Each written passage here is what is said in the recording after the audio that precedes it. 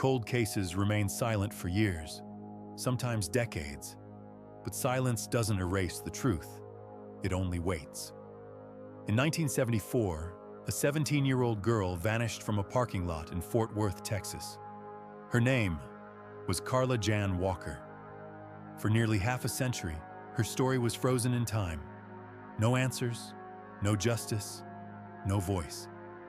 Until science, determination, and one unexpected piece of evidence uncovered the truth behind a mystery that refused to die.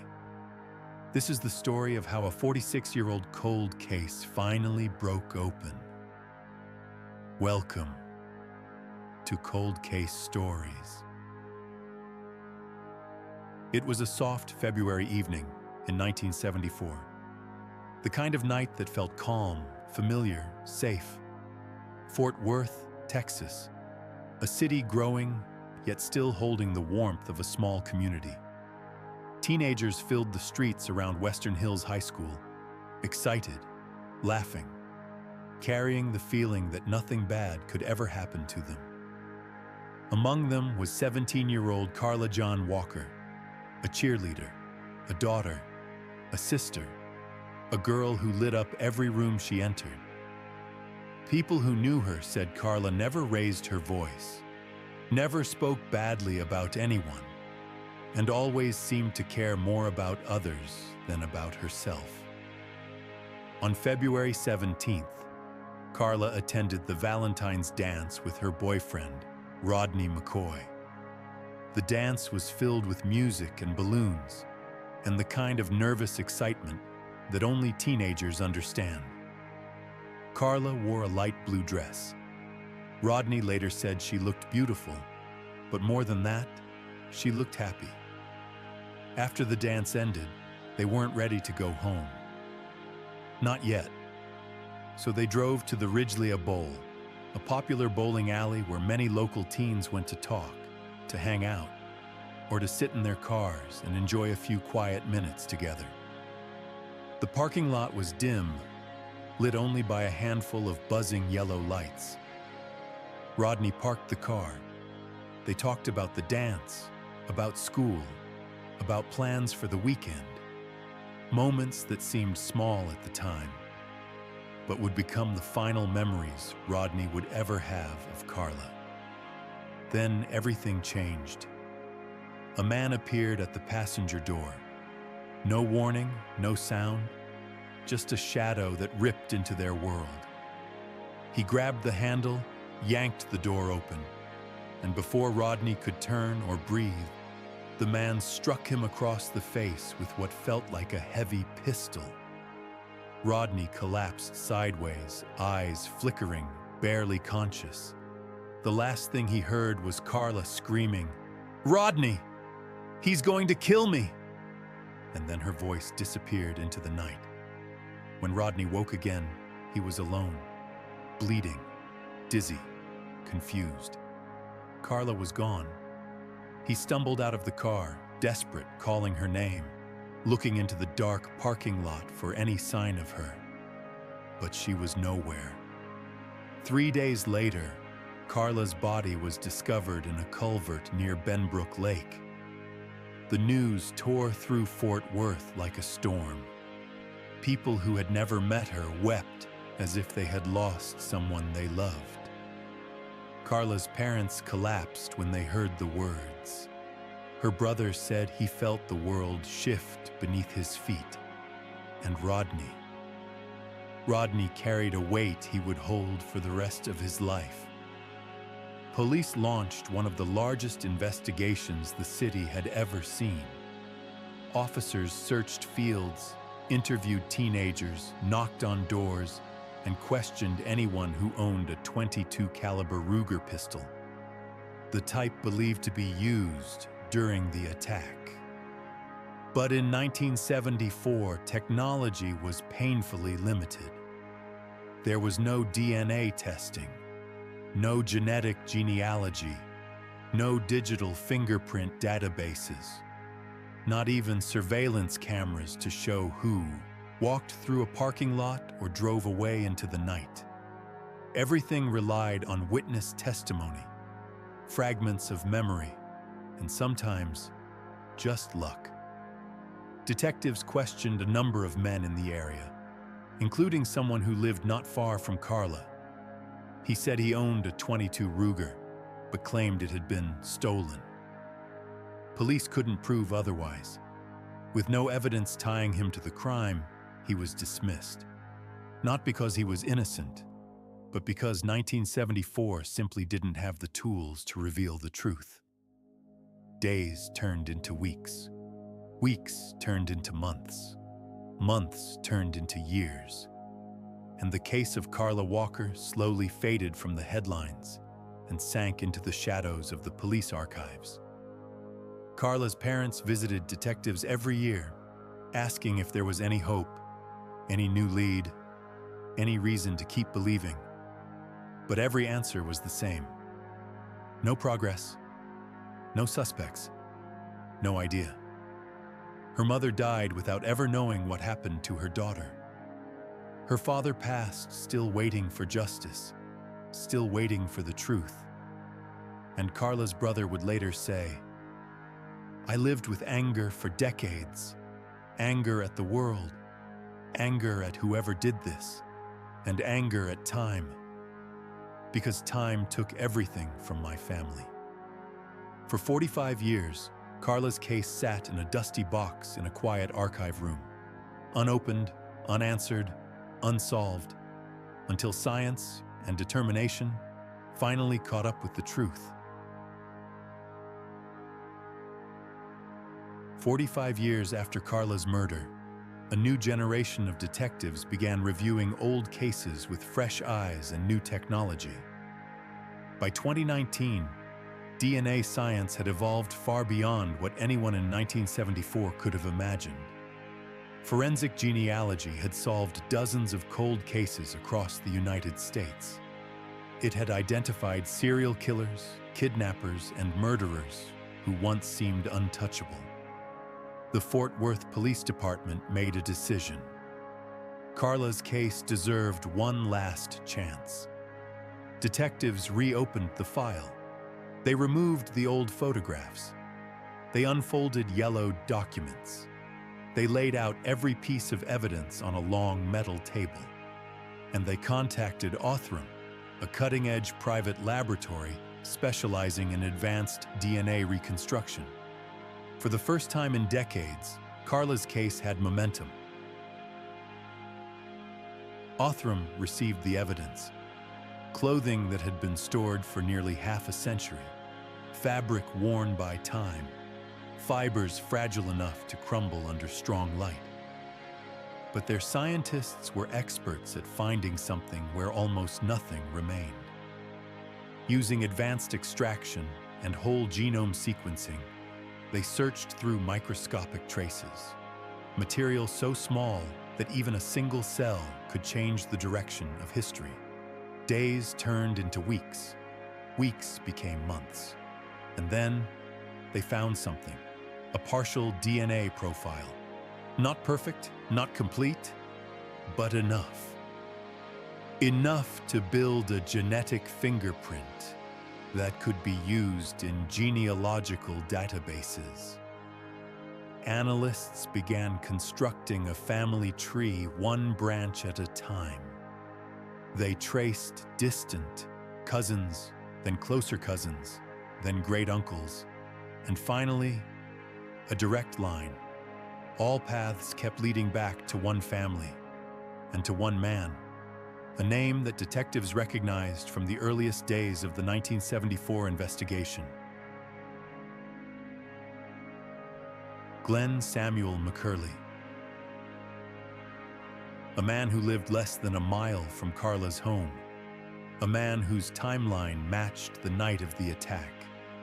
A man who owned a .22 caliber Ruger pistol, the same weapon type involved in the assault on Rodney and the abduction of Karla. And yet, he had slipped through the cracks for decades. Back then, police had questioned him briefly. He said his gun was stolen. With no way to check, detectives let him go. Now, 45 years later, science placed him squarely back in the center of the case. But DNA from the evidence was only half the puzzle. Detectives needed his DNA to confirm the connection. They watched him, quietly, patiently, carefully. He was 77 years old, thin, slow-moving, living a quiet life in a modest Texas home. Detectives followed him as he ran errands, as he drove to the store, as he walked alone. Then, one day, McCurley purchased a soda. He stepped outside, took a sip, and tossed the cup into a public trash bin. It was the moment detectives had been waiting for. They retrieved the cup, bagged it, labeled it, and sent it to the lab. Days later, the results arrived.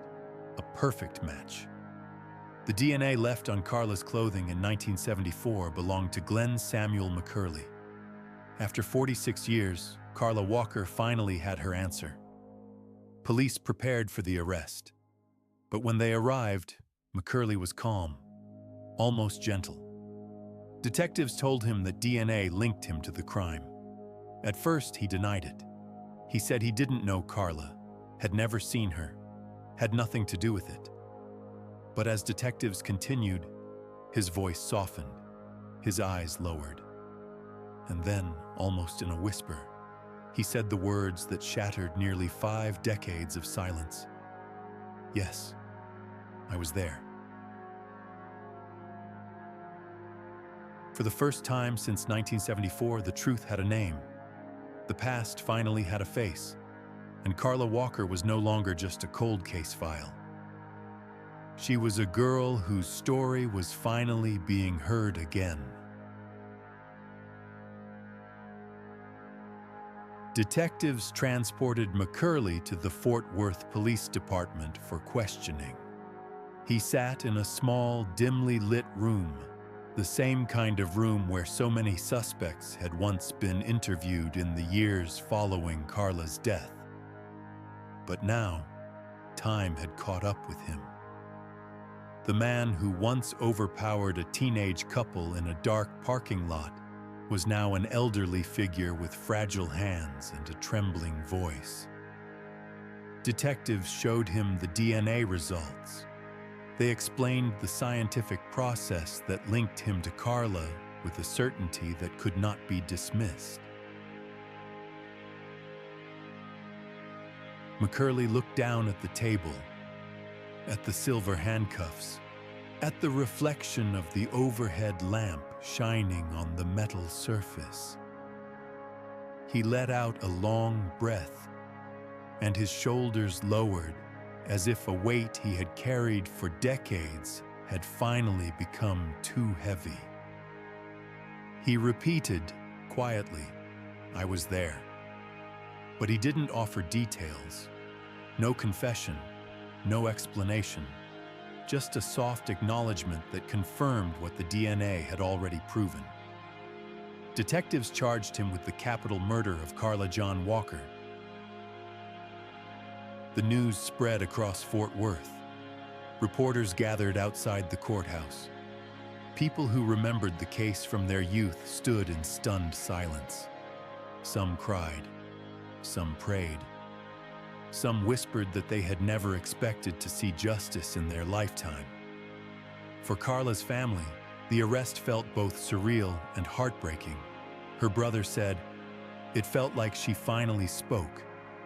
But the journey wasn't over yet. In 2021, the trial began. Courtrooms have a way of making time stand still.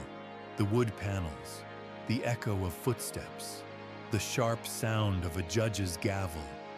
Carla's family filled the benches. So did the community. People who had carried this story in their hearts for nearly 5 decades. And sitting in the courtroom, with his hands folded and his face expressionless, was Glenn Samuel McCurley. The prosecution presented the DNA evidence. They explained the science behind the match. They showed the genealogy chart that traced the lineage straight to McCurley's family. And then they called a witness who had lived with this story longer than anyone else. Rodney McCoy, Carla's boyfriend on the night she was abducted. He walked slowly to the stand.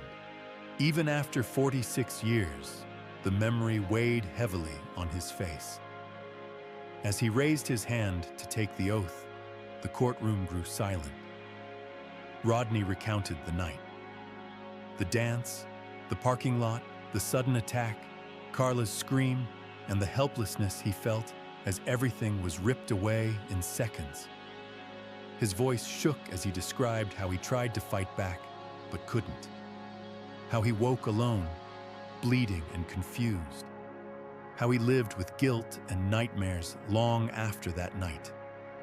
He said, "I thought about her every day, every single day. It never left me." The jurors listened, some wiping tears. This wasn't just a case. It was a wound carried by an entire community. The defense argued that the DNA sample was too old. That contamination was possible. That McCurley had memory loss due to age. But the evidence was overwhelming. The DNA did not lie. The jury deliberated briefly. Their decision was unanimous. Guilty of capital murder. McCurley was sentenced to life in prison, a sentence he would serve until the end of his days. For Carla's family, it was not closure, because closure implies an ending. But it was justice. Justice that had been denied for decades. Justice that arrived long after her parents died. Justice that proved the truth will always rise, no matter how long it sleeps. Fort Worth police held a small ceremony, honoring Carla and the detectives who never gave up on her case. One officer said, "This was not a miracle. This was persistence, science, and love for a girl who should still be here." But the impact of her case went even further. Carla's story inspired Texas law enforcement to reopen numerous cold cases where DNA might still exist. Her case became a beacon of hope for families who had waited decades without answers. Each reopened file was a message that justice delayed is not always justice denied. Carla Walker, through her tragedy, helped bring light to others trapped in the darkness of forgotten cases. Carla's case did not simply end with a verdict. It became a turning point, a reminder that no case is too old, no evidence too fragile, and no question too impossible when science continues to evolve. Across Texas, detectives revisited shelves of dusty cold case boxes, files that had remained untouched for 30, 40, even 50 years. Some families, who once felt forgotten, received calls they never expected. A daughter's case reopened, a brother's case re-examined, a mother's case reassigned to a new team with new tools. Carla's story breathed life into countless others, because what solved her case wasn't only DNA, it was persistence, it was innovation, it was the belief that every victim matters, no matter how much time has passed. Throughout Fort Worth, people remembered where they were when Carla disappeared. Teachers who once taught her spoke of her kindness. Classmates recalled her smile. Friends said she always put others first. Her brother said that even when the world forgot, he never stopped believing someone would eventually open that case file again.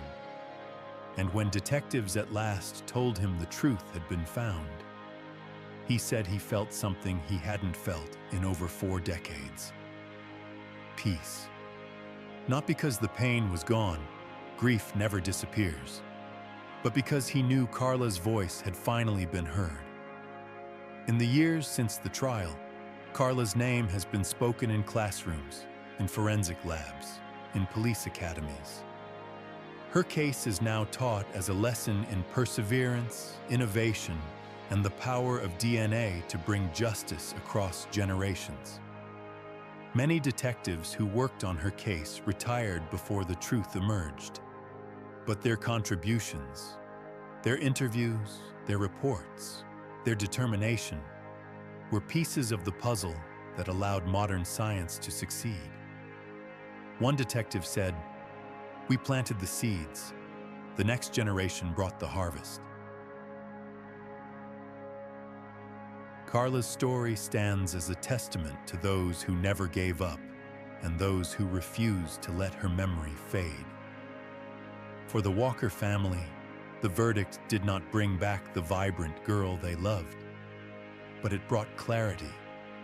It brought truth. It brought a name to the question that had haunted them for almost half a century, and in that truth, they found strength. In that truth, they found justice. And in that justice, Carla's spirit finally found rest. Today, as cold cases continue to be reopened, solved, and understood, Carla's story remains a guiding light. A reminder that silence does not equal defeat, that time is not the enemy, and that every story deserves an ending built on truth. Carla Jan Walker was more than a headline, more than a case number, more than a file that gathered dust for 46 years. She was a daughter, a sister, a friend, a bright, gentle soul whose life was stolen far too soon. But through science, through perseverance, and through the dedication of those who refused to forget, her story was finally completed, not erased by time, not lost in the past, but carried into the present, where truth finally prevailed. Thank you for watching this episode of Cold Case Stories. If you value respectful, calm, and accurate storytelling based on real events and verified information, please consider subscribing. Your support helps us continue to give forgotten victims a voice and to bring new light to old mysteries. New episodes every week. We'll see you in the next file.